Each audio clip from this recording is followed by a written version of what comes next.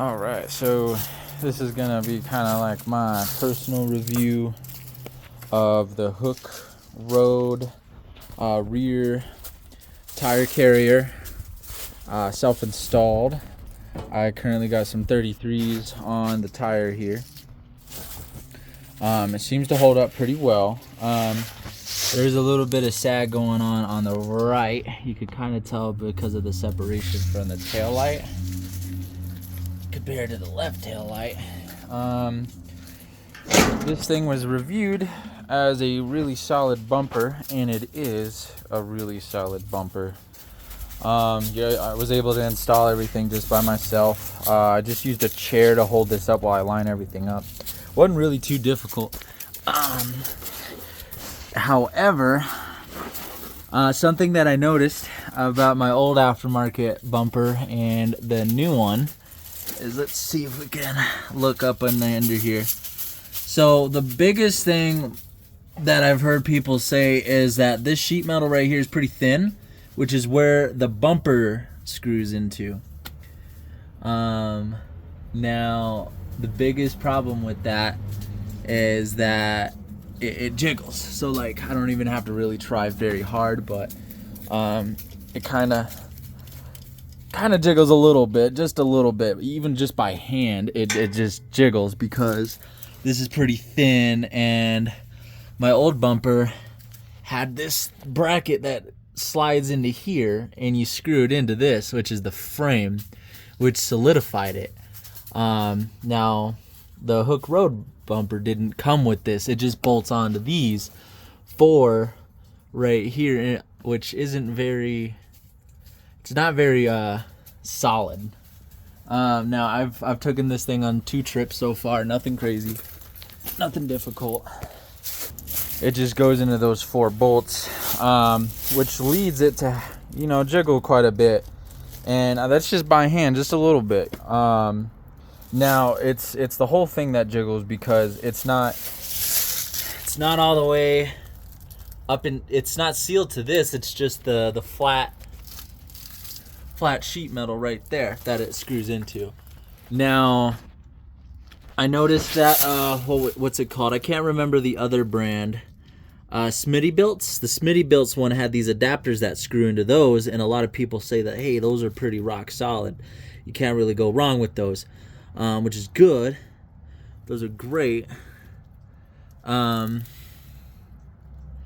they do a really, really good job that way. But since the Hooke Roads don't have those, it kind of flops around a little bit. So, but good news is that there is this frame stabilizer that you can get off of eBay, or not eBay, Amazon, for like $80, I noticed.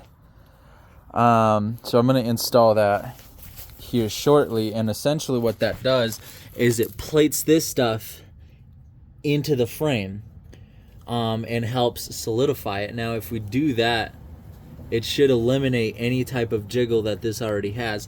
Now if you don't do that, if you don't get the frame stabilizer, I really don't fucking recommend getting this, because it's fucking jiggly. I'll just be going down the road and I see my rear tire carrier just jiggling way the fuck back and forth, because the bumper thing that it just 4 bolts onto, which granted was really easy and really adaptable to all of them, it's not very good for sturdy frame weight, and I don't even trust using this because of that, because it's just gonna rip right off. But with the frame stabilizer, for $80, it should do you pretty good. So my recommendation is, if you're considering getting the Hooke Road rear tire carrier, then make sure you get those frame add-ons from Amazon as well, because without that, it's fucking pointless. I wouldn't use it at all if you're not gonna get the frame stabilizers, because at least on this one, this is an 01 XJ. Behind here, there's a square hole, and you just got to chop a couple bits and pieces off, just a little bit. They slide right into the frame. You screw it from down below, and then these 4 bolts not only screw into the side panel, but it screws into the piece that goes into the frame. which should increase its stability. And then if you are using these things to pull anything, instead of it just being to the thin sheet metal for the bumper, it's going to be also adapted to the frame as well, and it will reinforce the living crap out of it. My rear bumper had that already, where it just slid all the way in and you screw it in, and it was so solid and so sturdy.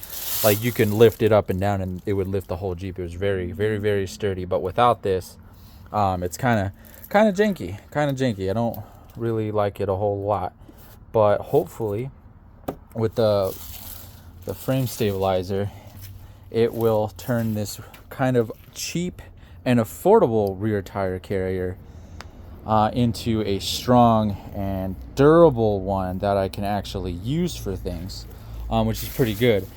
I got 33s on it right now, so kind of stand back a little bit. You can kind of see how it looks on the back, which I think it looks really, really good, because I didn't want to strap this guy to the roof or in the back, because I put a little bed in the back, you know. Now let me get this open here. So usually there's this lock. It locks it up and down, and then you push down on this button and yank the crap out of this. So give me 1 second.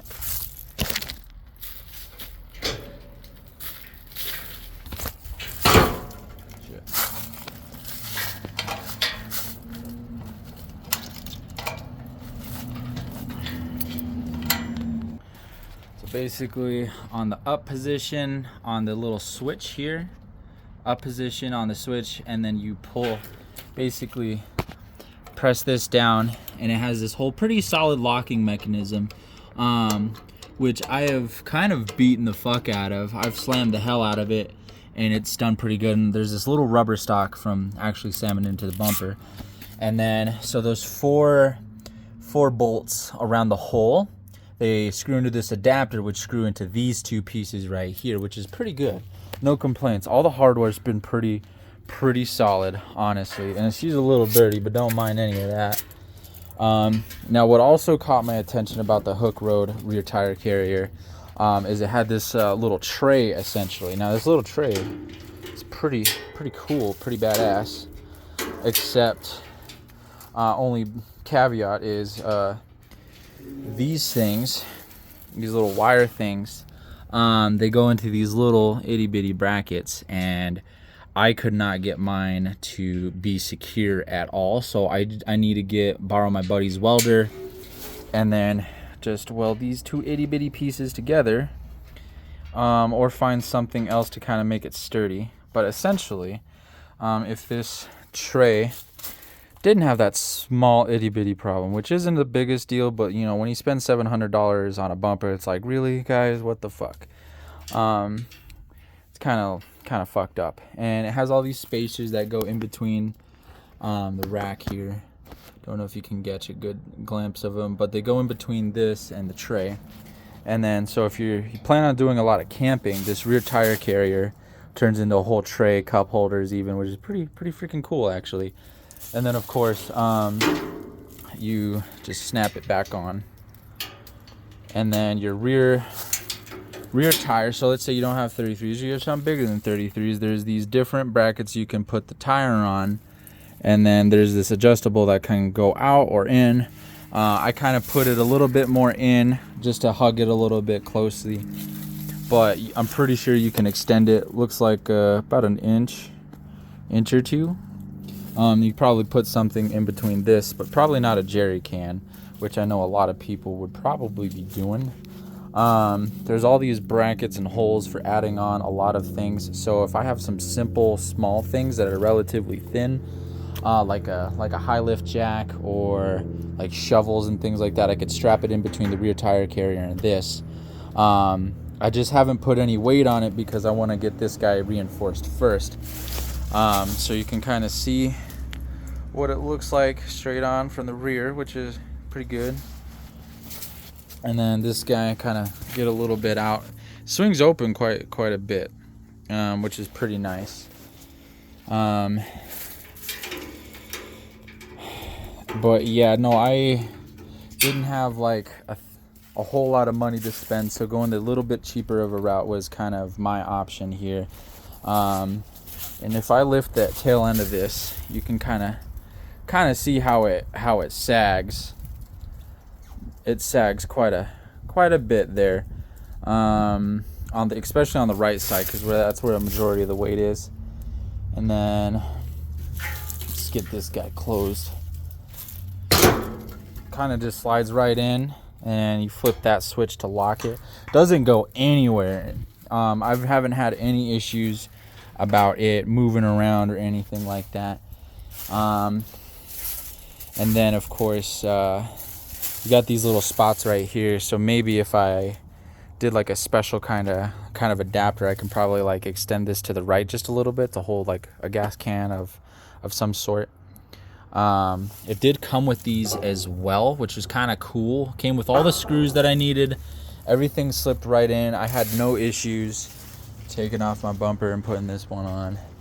And then it wasn't half bad. Like, it wasn't half bad of an install. It took me about an hour or two.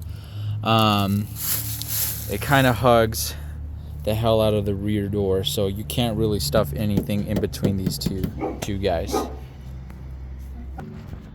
Well, yeah, overall, I'd say this rear tire carrier, it's pretty solid. Like, this is made out of some pretty heavy duty stuff. It has plenty of little holes.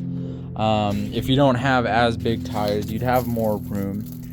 You can lift it up 2 more notches and it'd be even a little bit higher, maybe about yay big higher, maybe stuff some stuff below it. But I kind of like to have it a little bit centered, but not at the ground. I kind of like it centered with the body. It hasn't like broken or fallen loose or anything like that, but it's definitely building that thin sheet metal that everyone references.